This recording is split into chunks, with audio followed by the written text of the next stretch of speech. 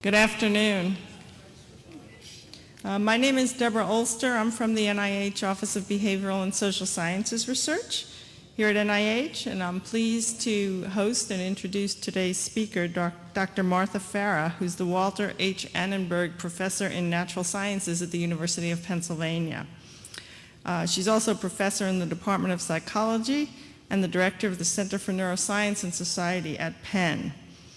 Dr. Farah received her undergraduate degrees, two of them in fact, one in philosophy, one in metallurgy and material science from the Massachusetts Institute of Technology.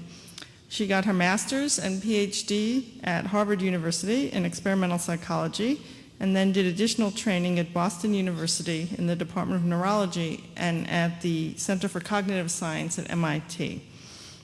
Martha's a recipient of many, many awards, too many for me to mention here, so I'll just pick out a few of my favorites. She has been elected to the American Academy of Arts and Sciences and to the Dana Alliance for Brain Initiatives. She's been named the William James Fellow, which is a Lifetime Achievement Award by the Association for Psychological Science, and she's a fellow of that organization, as well as a fellow of AAAS, the American Association for the Advancement of Science. Dr. Farah has really a stellar track record as a psychologist and cognitive neuroscientist. Her research over the years has been supported by many of the NIH institutes, including NIMH, NICHD, NIDA, NINDS, the National Institute on Aging, and also by the National Science Foundation and a number of private organizations. One of her current grants is a study on socioeconomic status, childhood experience, and the neural basis of learning. But in addition to her research program, and I think what attracted me when nominating her for a Walls lecture slot was that Martha is very active in science education and neuroethics, and I think we're going to hear a little bit about that today, particularly a focus on the use of neuroscience in non-medical settings. She's a principal investigator of an NIH Blueprint for Neuroscience Research Science Education Award and is a founding member of the International Neuroethics Society. Before I give you her title, well, her title's up here, actually. I just want to remind everybody that following the lecture, there'll be a reception sponsored by FAES in the library, so I hope you can all join us. And with that, please join me in welcoming Dr. Martha Farah, whose talk is entitled 21st Century Neuroscience, From Lab and Clinic to Home, School, and Office.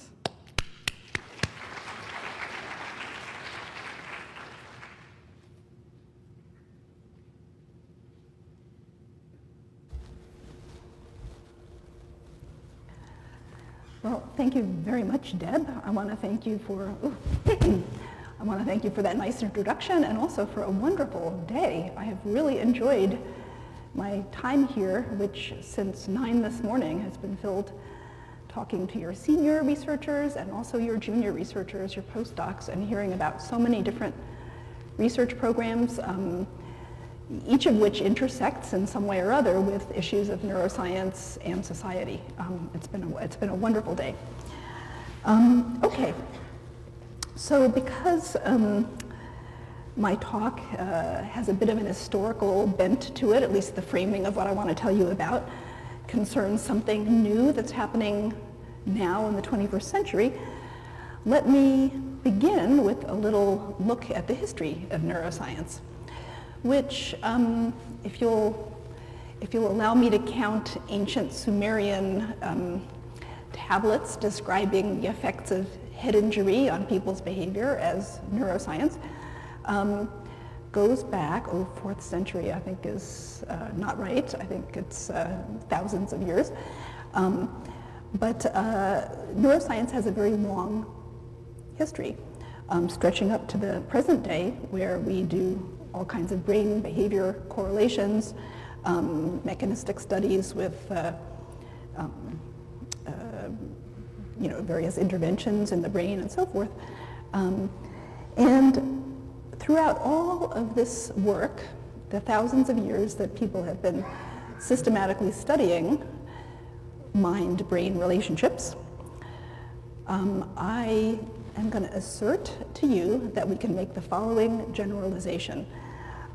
I think it is pretty close to true without exception. I can think of one exception, But basically, for all this long period, advances in neuroscience have been of one of two types.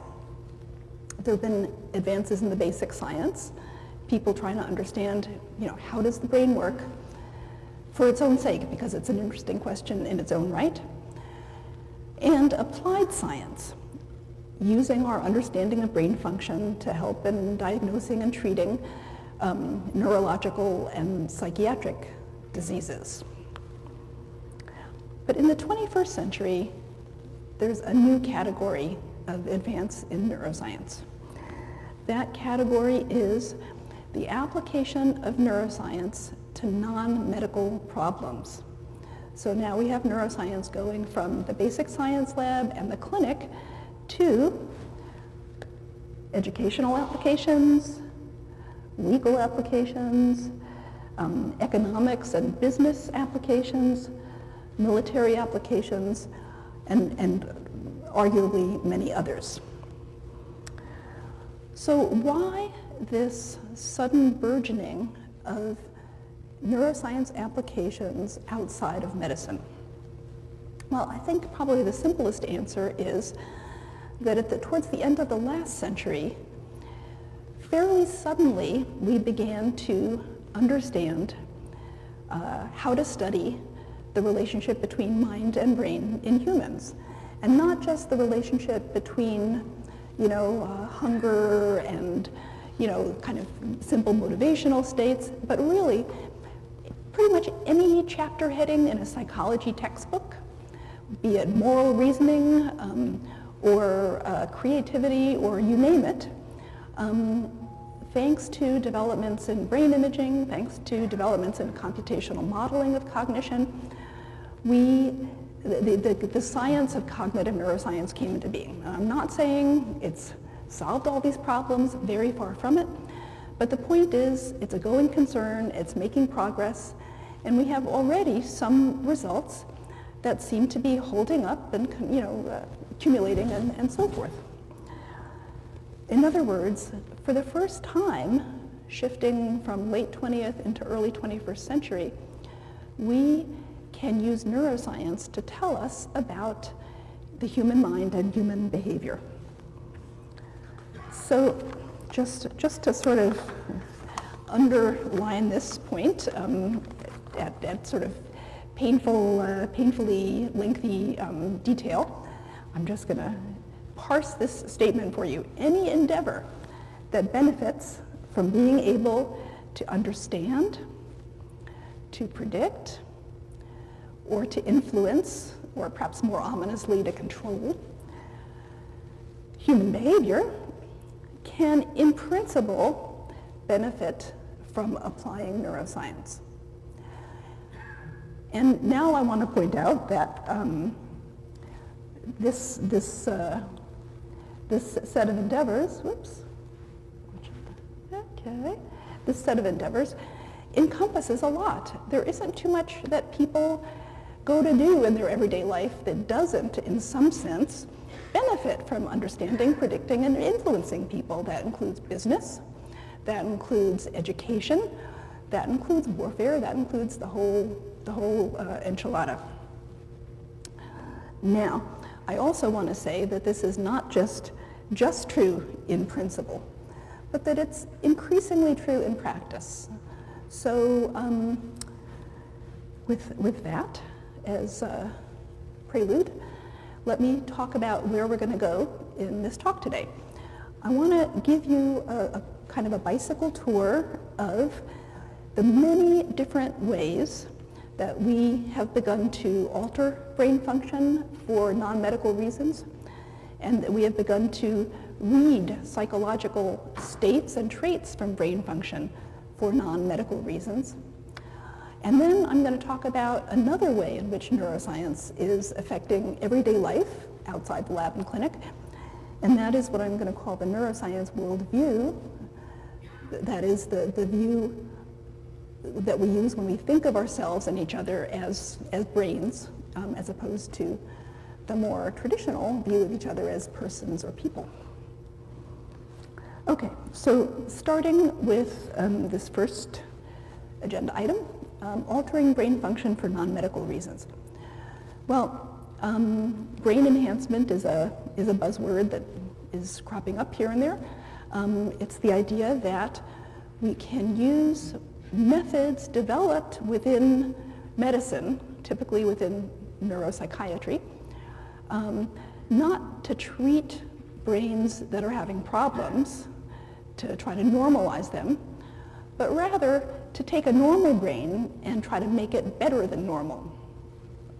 Now, the most common example of this is happening on college campuses across the country, to a growing extent in high schools and to a growing extent among students in other countries as well.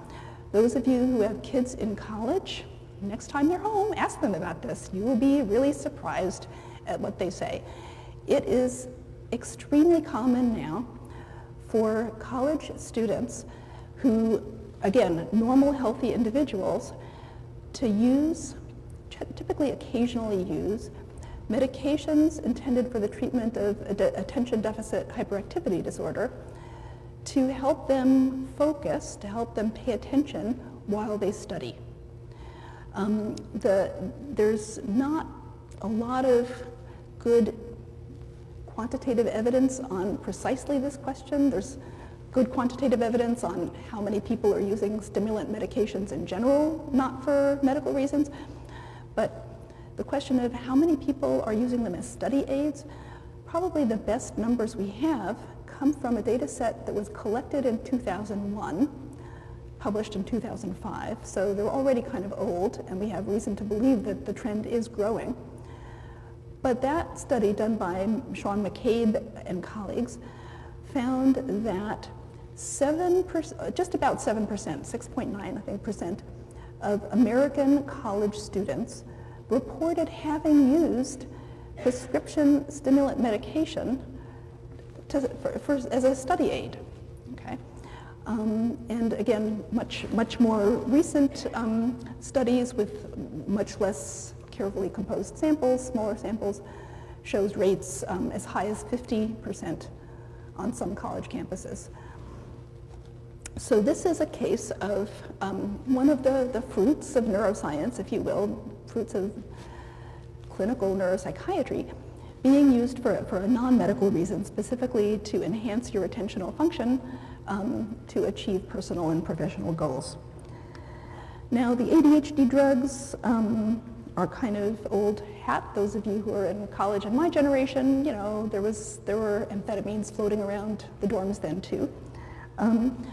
A more novel medication that has found use for similar reasons is modafinil, a medication that was originally developed for the treatment of narcolepsy. But it turns out that in addition to helping narcoleptic patients stay awake and feel alert and think clearly during the day, it will actually do that for a normal person who's sleep deprived. So people can essentially cheat their bodies of a night's sleep and go to work the next day, you know, work all night, work the next day, and feel okay and function okay. A little alarming because while this drug does suppress the feelings of exhaustion, the mental fogginess, etc., that normally accompanies sleep deprivation, there's no reason to think that it protects you against the bad systemic effects of sleep deprivation on your immune system, on your brain, and so forth. But this drug is becoming, again, no terribly well-constructed epidemiological studies, but informal studies suggest that this is a widely used drug with a growing fan base. There was a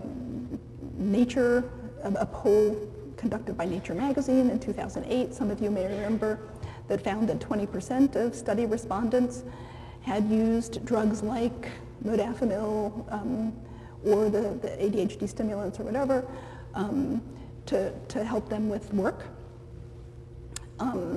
Obviously not a well-designed study for drawing, I mean, it's an existence proof. It doesn't really tell you what the true percentage of scientists or even readers of Nature out there use this. Many anecdotal reports that the computer scientists, computer entrepreneurs are very fond of this drug in Silicon Valley. Supposedly, there are many people using it to work. But the point is, in this time-crunched society of ours, what a perfect time management tool. More time, right? You don't have to sleep all the time. Now, another non-medical use of modafinil as well as the conventional stimulants is by the military. Obviously, when you are fighting a war, you can't just kind of say, oh, it's 11 o'clock, time to go to sleep, I need my 8 hours. So for that reason, the US military, many other militaries around the world, make modafinil and other kinds of stimulants available to their war fighters so that they can work 24 plus hour shifts and think clearly and feel okay. I should mention that there's also a literature suggesting that modafinil, in addition to helping if you're sleep deprived, is actually somewhat helpful for cognition if you're well rested. So Barbara Sahakian and colleagues at University of Cambridge have found that some subtle but significant executive function enhancement using modafinil. So these are all things that are here now. Let me just point to some things in the pipeline. This is from the website of Memory Pharmaceuticals, a company started by Eric Kandel and his colleagues to try to put to use some of what they've learned about the neurobiology, the molecular neurobiology of memory, to developing memory drugs. And if you look at this pie chart, I don't know if you can see from there what these different indications are, but you see, Alzheimer's, mild cognitive impairment, psychiatric indications, nothing surprising there. But this slice of the pie says age-associated cognitive decline. In other words, one of the targets, I can't really call it therapeutic targets because there's no therapy if there's no disease. One of the goals, the explicit goals of this company, is to improve the memory of people like me and many of you in the audience, the aging baby boomers who don't remember as well as we used to. So clearly, brain enhancement for personal and professional reasons is on their bucket list as well. Okay. In addition to enhancing cognition, it's worth mentioning that non-cognitive processes, social emotional processes, can also be manipulated with increasing selectivity. This is a bar chart from actually a fairly old publication on the effects of oxytocin compared to placebo on the behavior of subjects in an economic game where using one kind of strategy approach to the game, people can be more generous and, in effect, transfer more money to the other player. And as you can see here, this is the number of dollars transferred. There's quite a significant difference between people playing on oxytocin compared to people playing on placebo. Oops, I think I have a picture of some oxytocin there, right? You can imagine the benefits of this in non-medical circumstances, from kind of open consensual use, perhaps in couples counseling. In fact, Larry Young, pioneer in this research, tells me that he's always meeting psychiatrists, when he gives a talk at conferences, who tell him that they have formulated their own little intranasal oxytocin to give couples, and they believe they're getting good results. Now, also you can imagine surreptitious uses, for example, business negotiations, political negotiations, where you can enhance the generosity or trust of somebody else for your own purposes.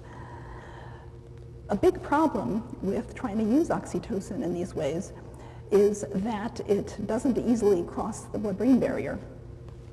But there are new molecules being developed that activate the oxytocin system, not with oxytocin, but with other molecules that do pass the blood-brain barrier. For example, this Way267, 464.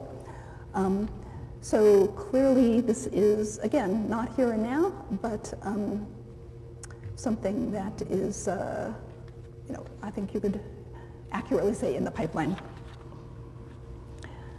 Finally, we can talk about, call it enhancement, call it therapeutic justice, but with criminal offenders, sometimes it makes more sense to try to rehabilitate them than to simply incarcerate them or punish them in some other way, both for their sakes, but also for society's sake. And in line with this, there are already cases or uses of CNS interventions for the sake of improving, of making people more law-abiding, less antisocial. So anti-androgen treatments for sex offenses, these are called chemical castration sometimes. This is something that is currently done. In fact, it's mandated by state law in many states. As we all know, the androgens affect more than one organ, okay? They also have their effect via the brain. SSRIs are useful for limiting impulsive violence and also for sex offenses, because what's a side effect, namely loss of libido, for people using these drugs for, say, depression, is a useful effect if you're dealing with a sex offender.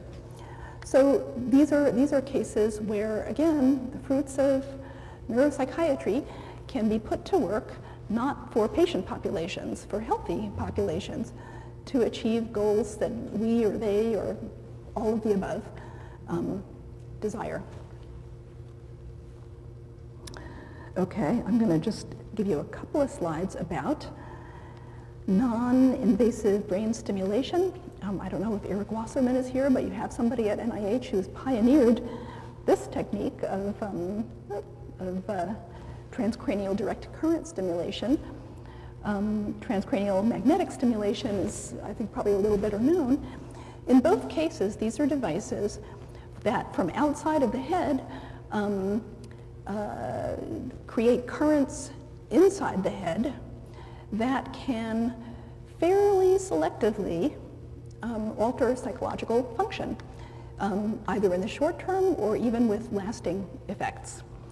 And they have been found to enhance various aspects of cognition in normal, healthy subjects, as, at least as measured in the laboratory.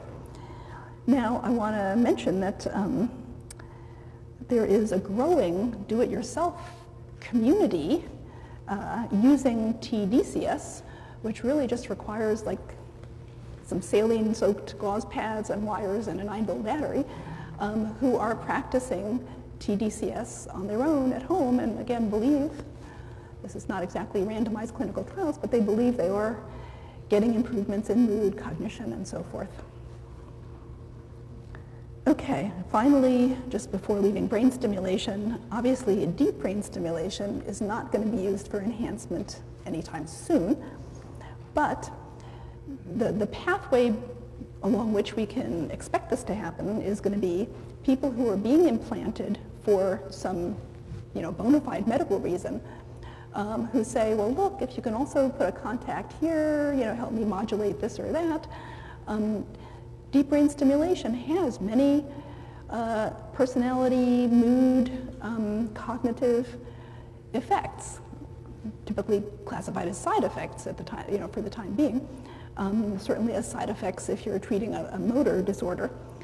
But here is a little excerpt from the testimony of a patient operated on by Reese Cosgrove, from his testimony to Bush's bioethics commission, that gives you a sense of how how not far out the idea that we could use this kind of technology for enhancement is. You know what, maybe I will read it out loud because I'm told people are listening to this on a podcast. So what the patient says is, when I'm at home doing my regular things, I prefer to have contact too. But if I'm going out for a party where I have to be on and, I'm going to do a lot of socializing, I prefer contact 4 because it makes me revved up and more articulate and more creative.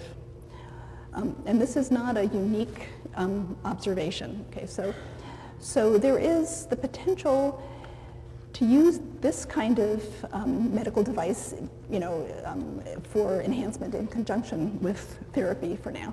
And of course, we have people working on ways of doing deep brain stimulation non-invasively, if you can believe that, using ultrasound. So now the question I have to pose, I'm going to pose it because probably some of you are already posing it in your own mind, is this just like science fiction, or is this fringy? I mean, yes, you can find nutcases online putting, electrodes on their scalps, and yes, there's a few, college students trading Adderall. Everybody has their little druggy phase in college, but, this is not exactly a new social phenomenon.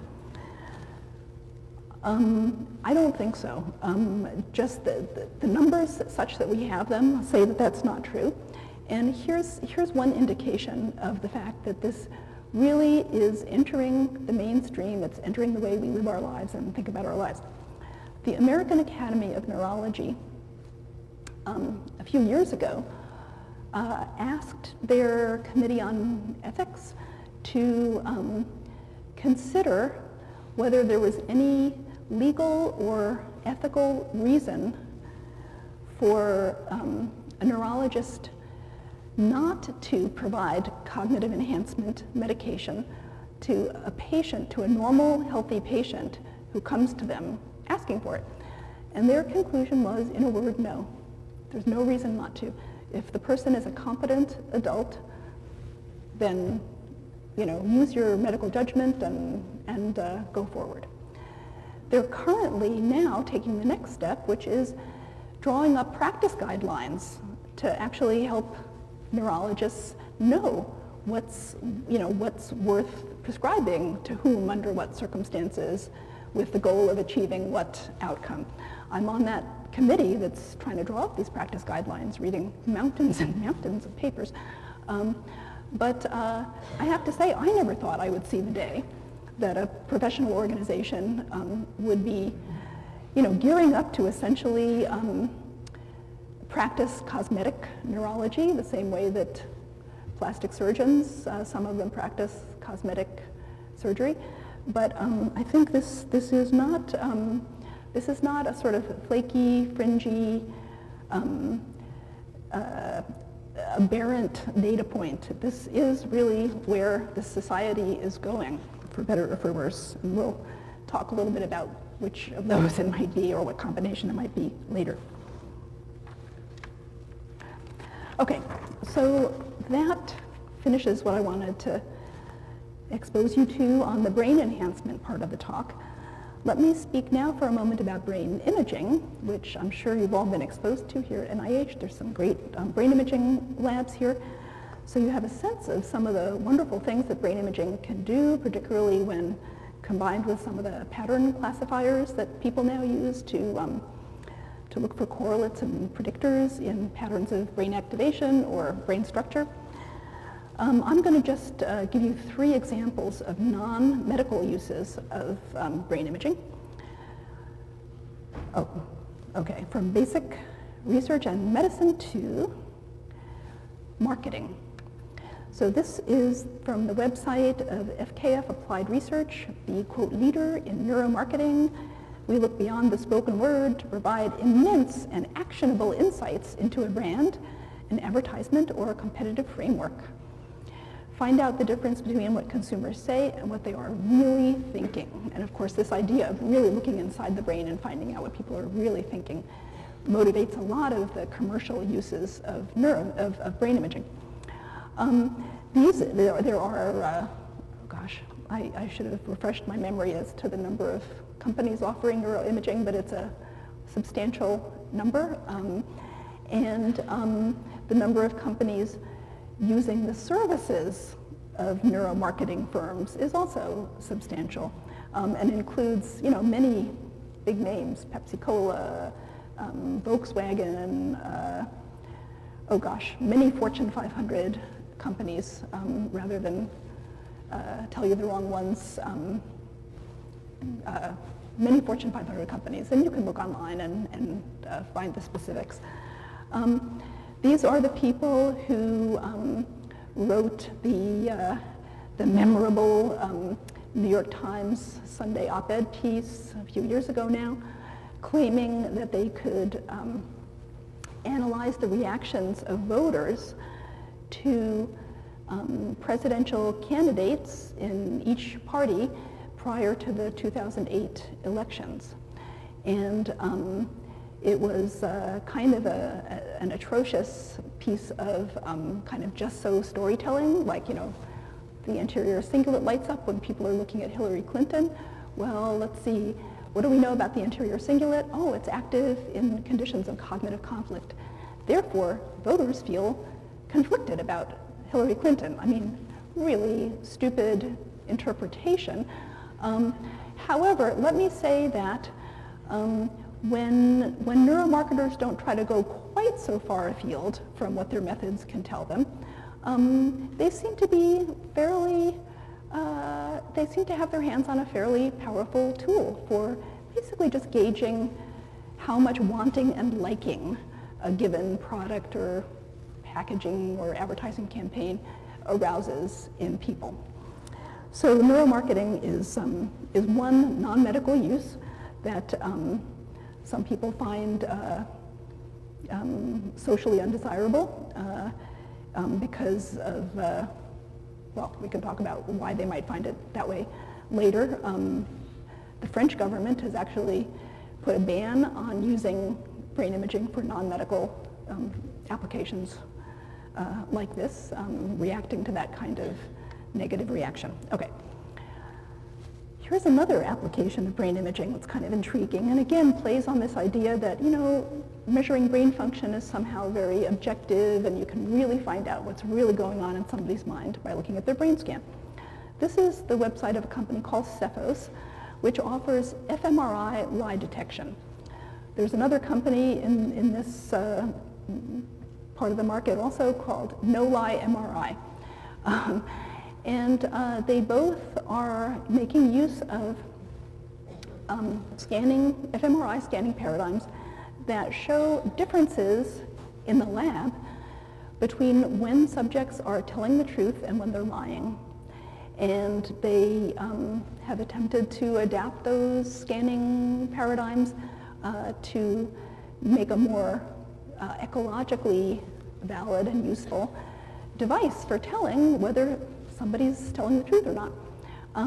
They are mainly used in sort of personal issues like, honey, I really was working late after work, and I'll take a brain scan to prove it. There have been attempts to get these technologies admitted as evidence in courts in the US.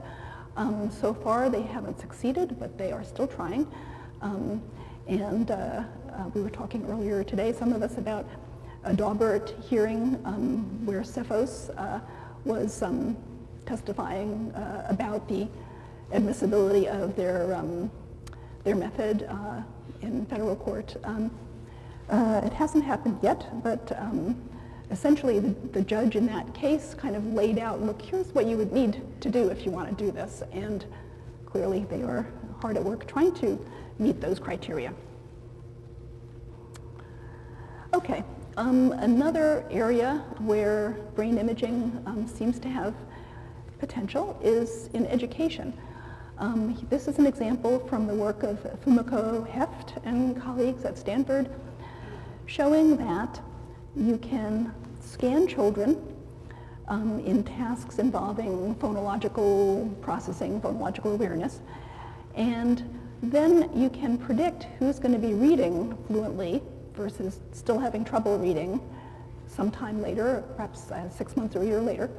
And if you use the best methods that teachers currently have to predict who's ready to learn to read, you can still get substantial improvement in figuring out who's ready to crack that code, that reading code, by incorporating structural and functional neuroimaging. So that's yet another application. Okay. Finally, the neuroscience worldview. I think it's well summed up by Francis Crick in his book, The Astonishing Hypothesis. He says, your joys and your sorrows, your memories and your ambitions, your sense of personal identity and free will are in fact no more than the behavior of a vast assembly of nerve cells and their associated molecules.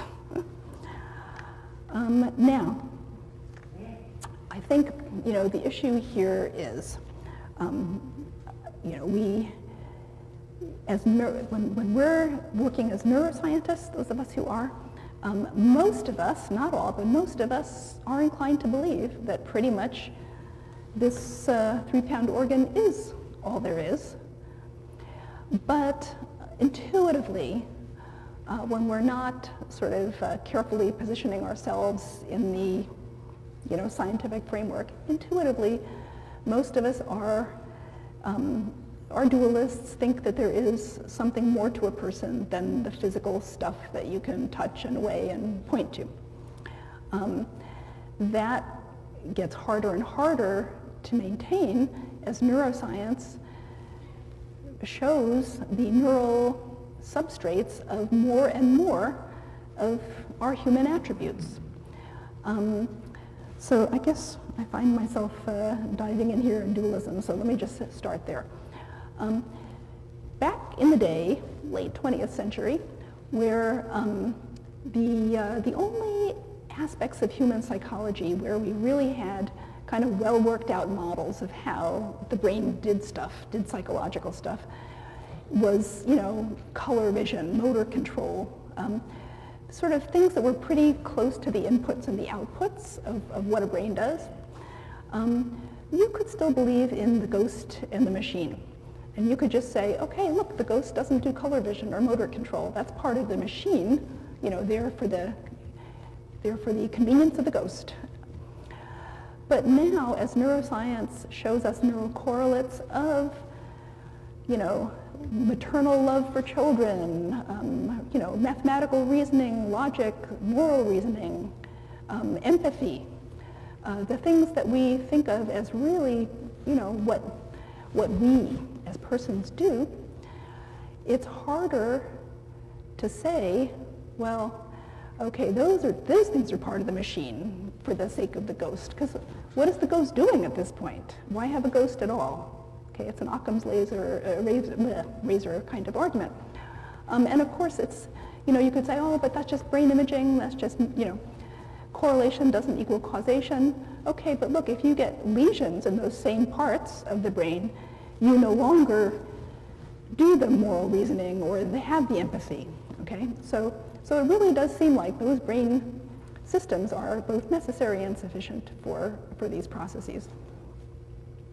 So that question, that sort of raises the question of really, is there any place for the immaterial part of a person who, as again, I say we tend to sort of intuitively think of each other that way.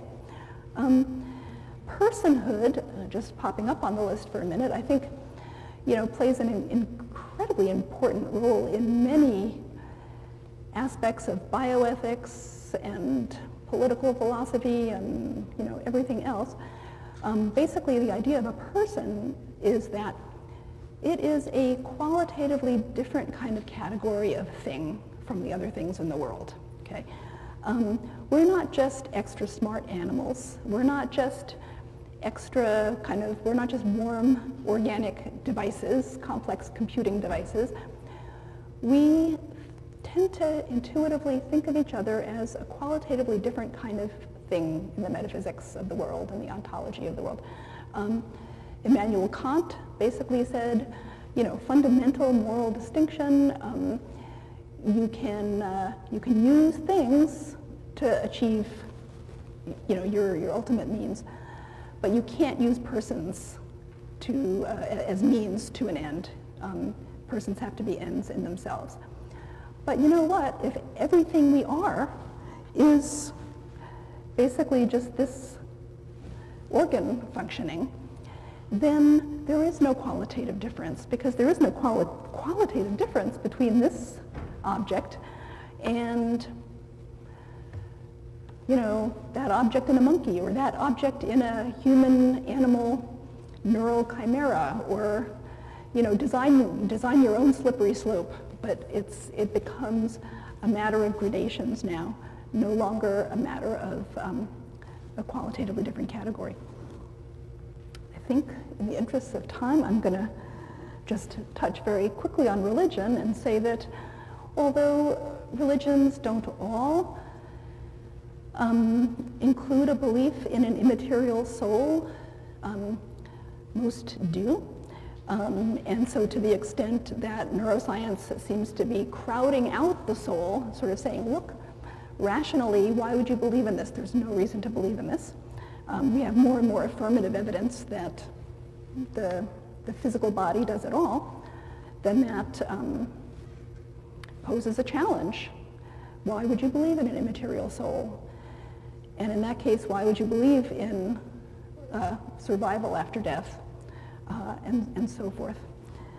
I think compared to the sort of evolution wars, which I realize still rage on in some contexts, this is much more likely to be a point of conflict between many, many religions and neuroscience than natural selection. And finally, moral and legal responsibility. In addition to brain scans, to tell you whether you're lying or not, defense attorneys are increasingly relying on brain scans to show that their clients have sort of something wrong or even just something different about their brains. So it's like, my brain made me do it, right? Well, not only people with, big tumors in the brain or big holes like Phineas Gage, who had the tamping iron blown through his head, can claim that their brain made them do it. I mean, everything any of us do is a result of brain function. And our brains came to function that way as a result of the genes that we started with and the experiences that we've encountered. And we didn't ask for those genes, and we didn't ask for those experiences. And so, how can you hold somebody accountable for what the physical laws of the universe require them to do? You can't ask somebody to defy the laws of physics. So this potentially can, undermine certainly our simplest intuitions about moral responsibility and legal responsibility, at least those that are based on notions of free will. Okay, so now, in the last 4 minutes, I want to walk you through the LCs, which I guess is a term that originated at NIH, the LCs of neuroscience, which are sometimes referred to as neuroethics. There are a bunch of these up here, which, as you can see, there's quite a bit of material there, and I'm not going to talk about any of them. They've been discussed to death, pretty much. In the neuroethics literature, I'm guilty in part of adding to that surfeit of writings. I think there are plenty of open questions here, but I don't feel that it's a good idea to kind of rehearse them all right now. Let me instead talk about 3, I think, what I would call kind of new challenges for neuroscience in the 21st century. And they're pretty simple. So the first one is just, neuroscience literacy, or neuro-literacy for the neurocentury. 21st century, we are increasingly going to be offered technologies to change our brains, offered information from brain science technology to make decisions about our lives, our kids' educations, whatever. However bad you think the state of science literacy is in this country, neuroscience literacy is even worse. I recently looked at the curriculum for advanced placement biology. Neuroscience is not in there at all. Students are not getting taught neuroscience. And as Deb mentioned, one of the things that I'm now working on in collaboration with the Franklin Institute in Philly is this super ambitious K through 12 program of neuroscience education, which is going to include high school courses that we hope eventually to disseminate out to the whole country. So I do think we need to increase people's understanding of the brain and of what brain science can and can't do for us. I mean, even just correcting misconceptions like, if you see it in the brain, it must be genetic, right? It must be hardwired. No. Huge area of neuroscience is brain plasticity, how the brain changes in response to experience. So there's a lot of work to be done there. Ownership. Let's see. So the way in which neuroscience research has been supported until recently, until this non-medical research came about, has basically been from two kinds of sources, well, three kinds of sources. So we've had basic science funding from places like NSF and NIH. We've had health science related funding from NIH, and also, of course, the foundations, the disease-focused foundations. And then we've had private proprietary funding by drug companies and the like, okay? Now just think for a second about how well that private funding has worked in terms of questions of transparency, of how effective these products really are, how safe they really are. Think for a second about how well that's worked in terms of developing products that are really needed by the public, as opposed to developing products that will be really profitable for industry, okay? The next Me Too drug with a big ad campaign, as opposed to developing a new drug or, to treat a new condition or to treat a condition better. Now think about the fact that for these non-medical applications of neuroscience, it's, to a first approximation, all private funding, okay? So, no-lie MRI and Cephos are the ones that are developing brain-based lie detection. So it's really hard to find out, again, transparency, it's hard to find out how useful these things are. I emailed the CEO of Cephos and said, you say on your site you have 90-some% accuracy. Can you share those data with me? He was like, no, I can tell you that these studies were reviewed by our scientific advisory board. Not even approved, just reviewed, okay?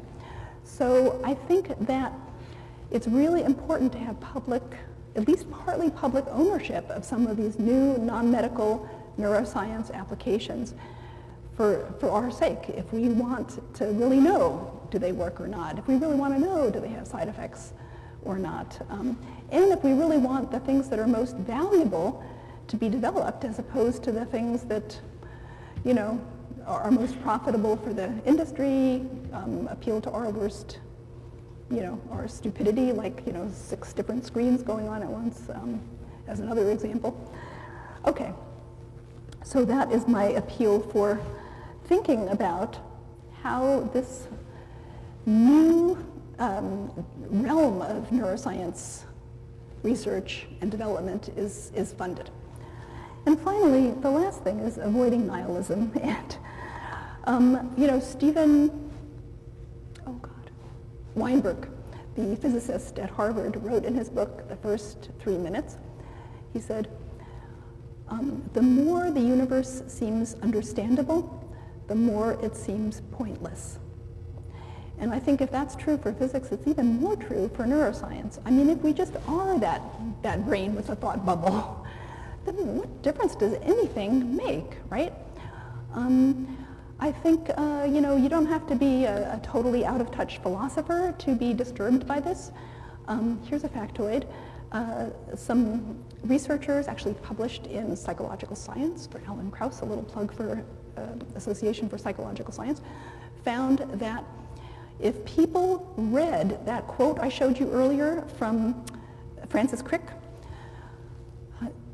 versus people read some other quote about something that doesn't have to do with brains and neurons and personal identity, and you then, in a seemingly unrelated experiment, say, okay, now come into this room, do this computerized task, report to us the accuracy of your performance, and we'll pay you accordingly.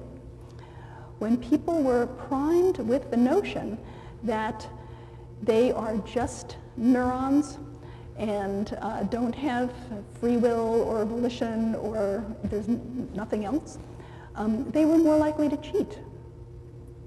So I think it's not inconsequential that whether this neuroscience worldview, let me say, I think we need to think pretty hard about how to assimilate this neuroscience worldview without really becoming nihilistic and without letting it justify in ourselves or in our judgments of others a sort of standards of conduct that would not be good for humanity.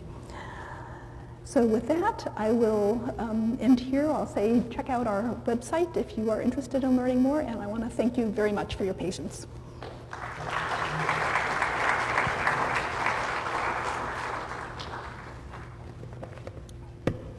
Now, do I take questions or, yeah, questions?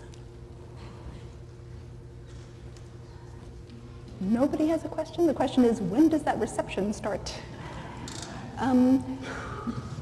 Okay, well, you know what? Oh, there's somebody, here's a question, okay. Thank you. So, let me just put it something this way. I think you've conflated the desirability of avoiding the recognition that you might not have free will with whether it exists or not. Okay. That is, everything you say about the neural basis and the chemical basis for behavior can be correct, but it may also be true sociologically that's not ideal for informing people's behavior precisely because the wiring causes the problems that you talk about. But I think as a scientist, asking that question can't be based on hope or desirability of the alternative solution.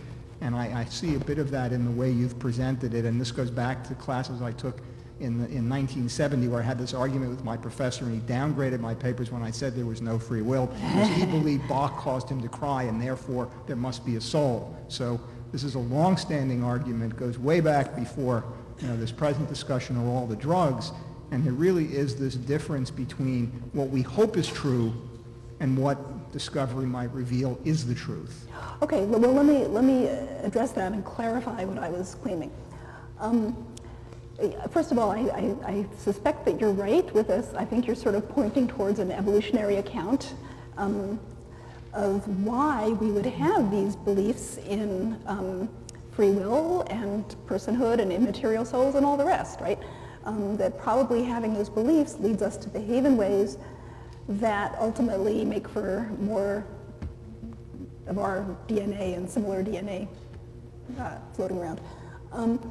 But what I'm saying is that as neuroscience makes this progress, and as this progress is taken up in people's sort of background cultural knowledge, reading the New York Times science section, reading Encountered in other ways, hearing about defense arguments where, the person is claiming that their client's brain, made them do it, as this idea that we are just, very fancy computational networks takes hold, becomes part of our common sense understanding of the world, that stands to undermine or erode responsible behavior. Now, would you disagree with that? No, that's actually what I said, but the problem is that's like saying it's better for how you behave in church on Sunday to not believe in evolution, because then you can pay attention to the Bible correctly. Therefore, we will presume that evolution didn't exist. And I think that's a very dangerous argument to make on that basis. And so there's the societal benefit of being, if you want, delusional about how we really behave and how you think about it from the scientific standpoint. And I'm just afraid of conflating those things. No, agreed. But the question, then remains, what are we going to do about informing society, helping people think about, what a person is? I mean, is there some version of what philosophers call compatibilism that we can accept ourselves and encourage our fellow citizens to accept? I mean, I'll just leave that question there. One size doesn't fit all. As I say, there's a segment of society that actually can't function well if they have to accept evolution and not the biblical origins of man. And there are other people who are perfectly happy going about their business without being impacted by thinking that evolution occurred in the way that many scientists believe it did. And I think there will be that divide in the larger population on the neuroscience basis. And the only question is, what is the overall balance for society and how that comes out? And that's like thinking about what's going to happen in the next election. So. Okay. Yeah, Deb. Okay, well, I'm not going to touch that. I have a different kind of question. As you were talking, it struck me that Roger Clemens, the baseball player, is currently on trial yet again for using performance-enhancing drugs for baseball and lying about it. And so in athletics, that's a crime to enhance your performance, maybe, quote, artificially, and yet this Academy for Neurology is developing guidelines on how to do that for cognitive performance or other kinds of, quote, brain performances. Can you comment on that? And also things like exercise, which at least in animals has been shown to stimulate neurogenesis and have a lot of other healthy effects. I mean, is that just another drug? Would that be okay? Okay. Oh gosh, you have asked two of my favorite questions, so I'm going to answer them both. First of all, the contrast with performance-enhancing drugs in sports. In a sports competition, the goal is to see who's better, and the rule is that you're seeing who's better without extra substances, increasing their strength or cardiovascular, capacity or whatever. In most real-world contexts, cognitive enhancement is not, it's either not helping in a competition or it's not only helping in a competition, but is, arguably, assuming it works, and we'll get to that in a second, it's helping people learn more. It's helping, the surgeon on, night call focus and be alert and do a better operation. So for cognitive enhancement, there are goals other than just trying to prove who's best. Clearly, there are competitive situations, and Duke University, and I think some other universities now too, have as part of their honor code that you will not use Adderall, Ritalin, other ADHD meds, because that is considered cheating. So they're really focusing on the sort of unfair competition aspect of it. But a student who wants to use these drugs might make the argument that, okay, but it's also helping me learn more, it's also helping me become a better engineer or cure cancer or whatever. Now, let me segue there to your second question about exercise and other kinds of interventions. What do we know about how effective these drugs are? Well, clearly, if you're sleep deprived, they probably do make a big difference. That's both the stimulants and modafinil. If you're not sleep deprived, it's really not clear how much of an effect there is.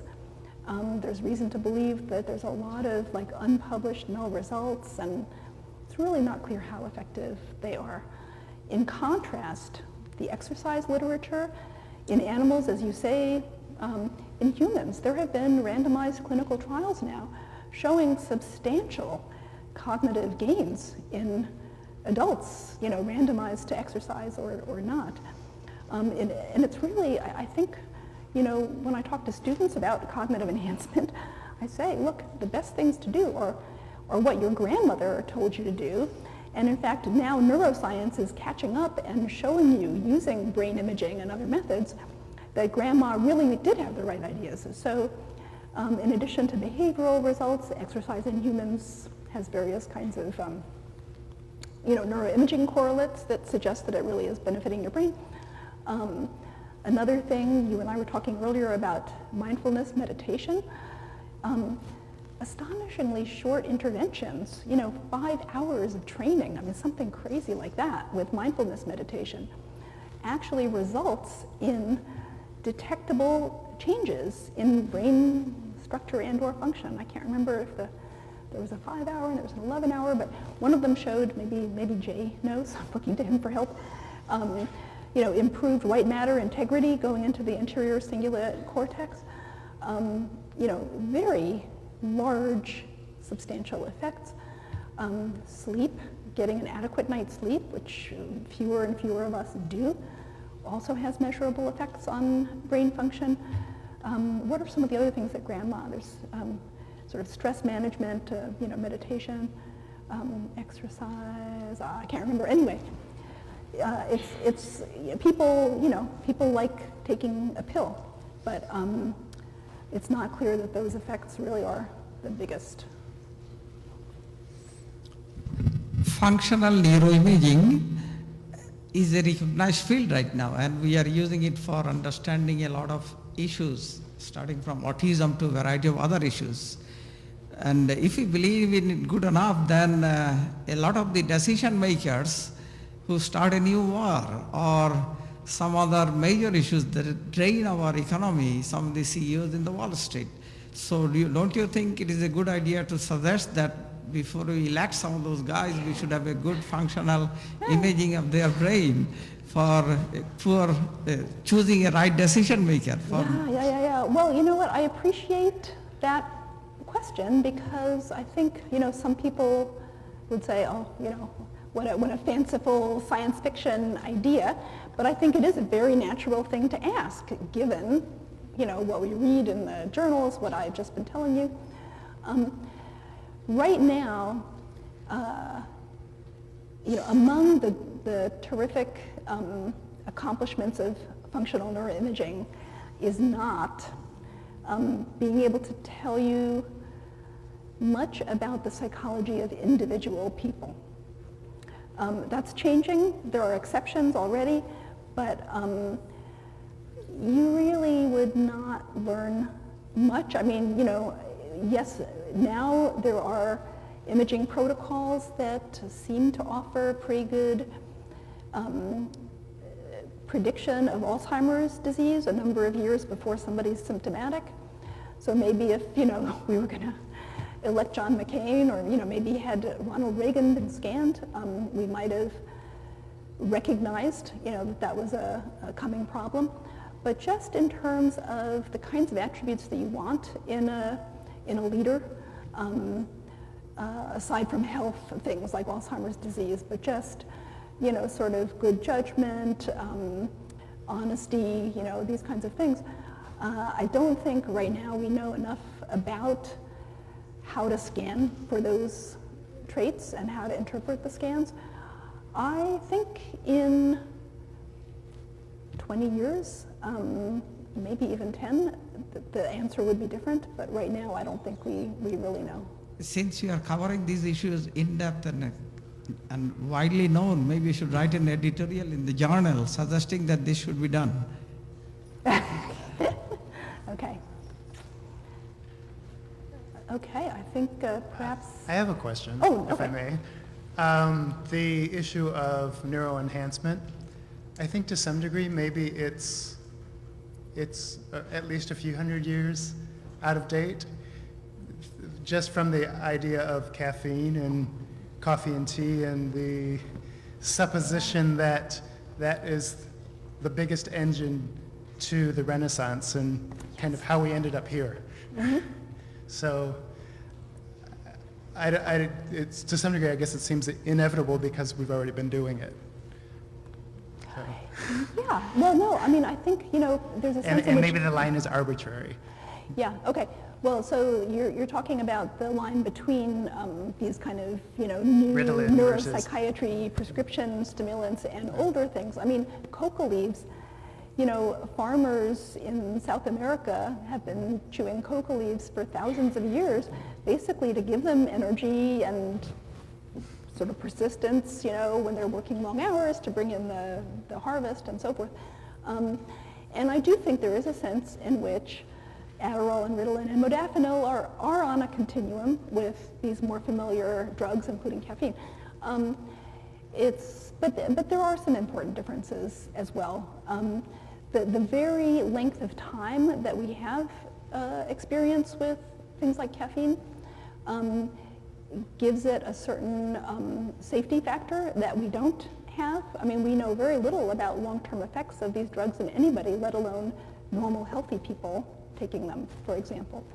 So, and we also, you know, the difference between chewing coca leaves and taking cocaine or, you know, a synthetic drug like amphetamine, and sort of everything from, you know, the behavioral effects, the risks of addiction and so forth, shows that you can be basically sort of, you know, tweaking the same neurochemistry, but the molecule by which you tweak it and the delivery of the drug by which you tweak it can really change the impact on the individual and on society. So I think, you know, there's a sense in which these are familiar issues, but there's a sense in which they're new as well. If I can follow up. But that sort of opens another door in that it's sort of saying, well, if we can prove that it will be beneficial, then it's okay. If the good outweighs the bad, then it's okay. So it's not really an issue of enhancement, it's an issue of benefit and danger. Well, oh gosh. Okay, who wants a second talk? I mean, this is, you know, basically the fine print in my Elsie's slide would be, you know, it's kind of the place marker for where we would talk about these things.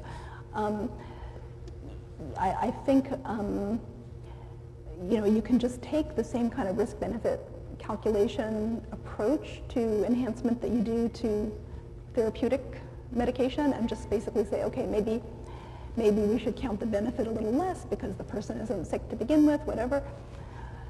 There are some differences, though. I mean, here's one example. Let's say that you're in an office where a few people in your group of, you know, 6 are using modafinil to add one all-nighter to their work week each week, okay? So after a while, your boss starts to notice, gee, there are some really fantastically productive people on this team, and there's some people who are looking more and more like slackers, like you, and you begin to get pressure, either implicit or explicit, to start doing this yourself, okay? This is not, I mean, maybe you could try to come up with an example that has a similar quality to it with therapeutic uses of medications, but it'd be pretty hard, whereas this is something that I see as not like in the unrealistic science fiction future, but, you know, potentially an issue coming up soon or even now with people who, you know, feel like if they're going to keep up, they need these drugs. So in other words, it really, it can have the effect of limiting our freedom, our freedom to choose not to use these drugs. Okay, thank you so much.